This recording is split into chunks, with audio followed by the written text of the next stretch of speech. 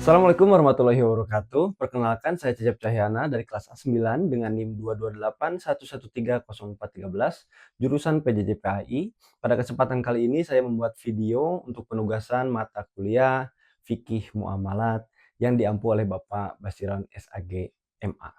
Pasti penonton yang sering belanja online, saat scroll marketplace itu sering menemukan gambar-gambar produk yang sangat bagus, sangat profesional.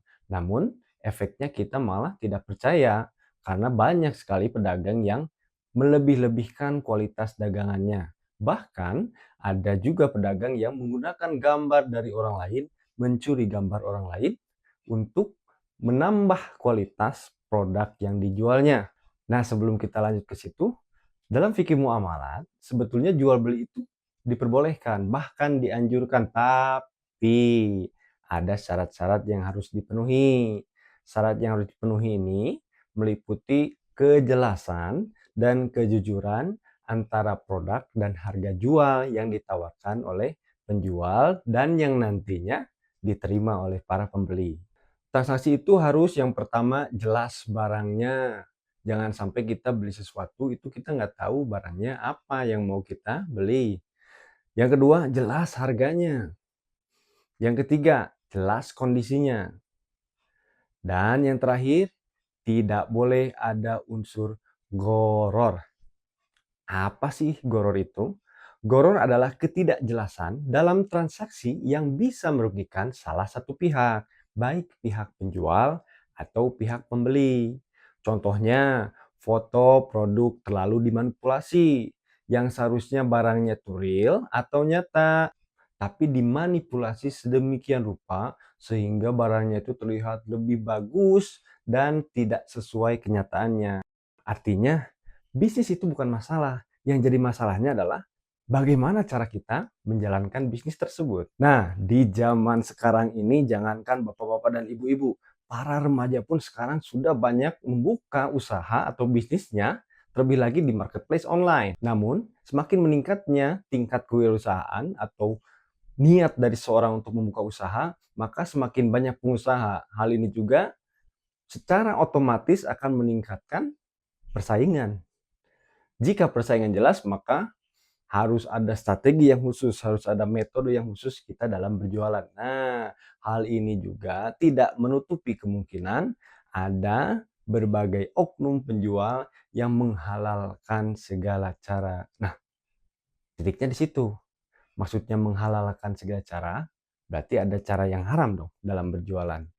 Nah, dengan banyaknya dinamika dalam jual beli, sebetulnya inti dalam transaksi itu bukan perkara laku atau tidak lakunya. Ada inti transaksi yang lebih agung daripada itu.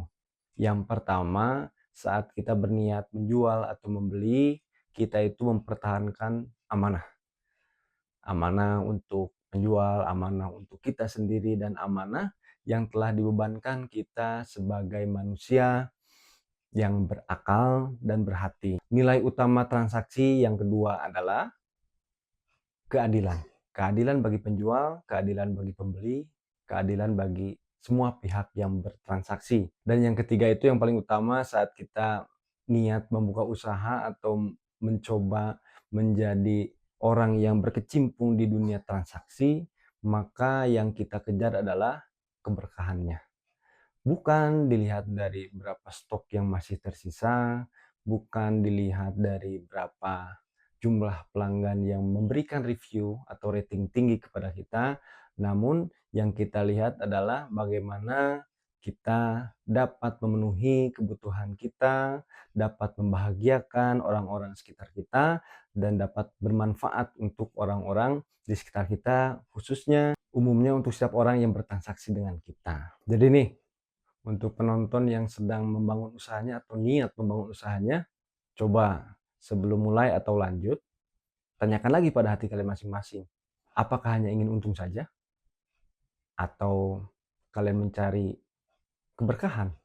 Ingat, meskipun kecil, tapi halal, hal itu dapat menjadikan keberkahan. Nah, bentuk berkah yang nyatanya itu apa? Keberkahan di sini nyatanya itu bentuknya adalah tadi, amanah dan kepercayaan. Jika Anda mengejar keberkahan dalam usaha Anda, maka yang Anda kejar adalah amanah dan kepercayaan konsumen atau penjual kepada Anda.